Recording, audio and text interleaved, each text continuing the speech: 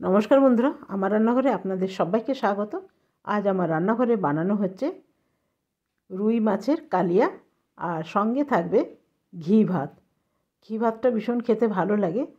তো প্রথমে আমি রুই মাছের কালিয়াটা বানিয়ে নেবো।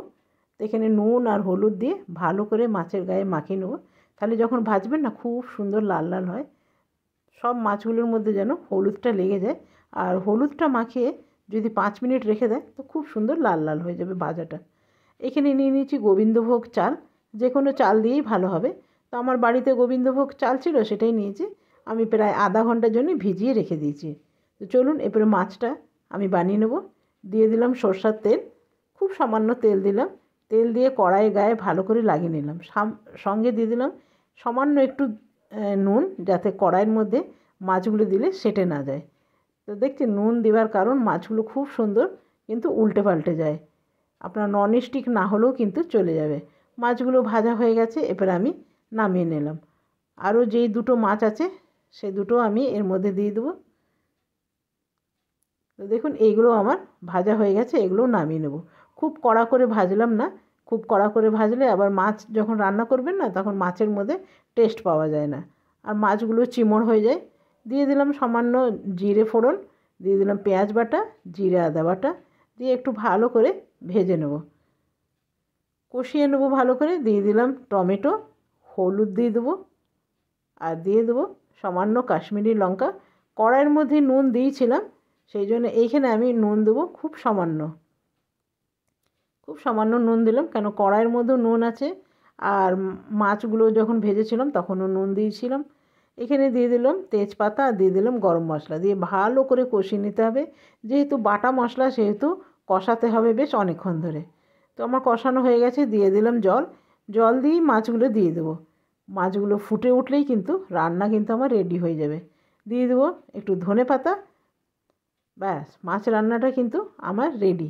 এরপর আমি নামিয়ে নেব। যেই পাত্রে মাছ ভেজে রেখেছিলাম সেই পাত্রের মধ্যে আমি মাছটা ঢেলে নিলাম।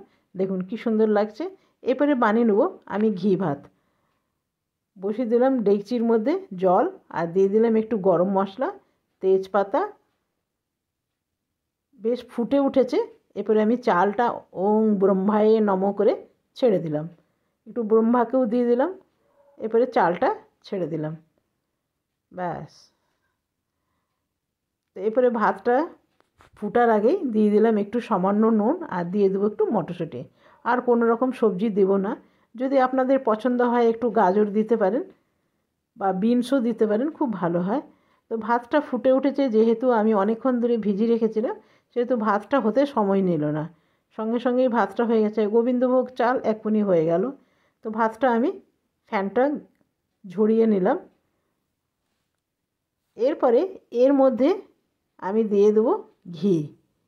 কখনো এই রকম বানিয়ে করে দেখবেন, ভীষণ ভালো লাগে। আমি এখানে 1 চামচের মতন ঘি দিলাম, দিয়ে ঢাকনা বন্ধ করে ভালো করে ঝাঁকিয়ে নিলাম। ব্যাস আমার ঘি ভাত কিন্তু একদম রেডি হয়ে গেল। আর ভাতের মধ্যে নুনও দিয়েছিলাম, খেতে সেজন্য ভীষণ ভালো লাগবে।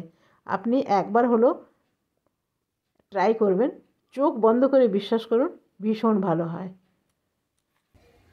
এখানে নিয়ে নিলাম ভাত, আর সাইডে সাইডে যে ভাতগুলো আছে এগুলো একটু পরিষ্কার করে দিলাম। ব্যাস আস্তে করে উঠিনি, না তো ভেঙে যেতে পারে। এখানে নিয়ে নিলাম শসা কুচি, আর আমি এখানে মাছ করেছি, আপনারা যে কোনো তরকারি করতে পারবেন। নিরামিষ তরকারিতেও ভীষণ ভালো লাগবে, পনিরের তরকারি। তবে এই রকম ঘি ভাত বানিয়ে দেখুন, আশা করছি ভীষণ ভালো লাগবে। তো আজকে আমার রান্না আপনাদের কাছে কেমন লাগলো? ভালো লাগলে আপনারা এইভাবে বানিয়ে দেখুন, অসাধারণ লাগবে। কালকে আসবো নতুন রান্না নিয়ে। আজকের মতন এখানেই শেষ করলাম। ধন্যবাদ।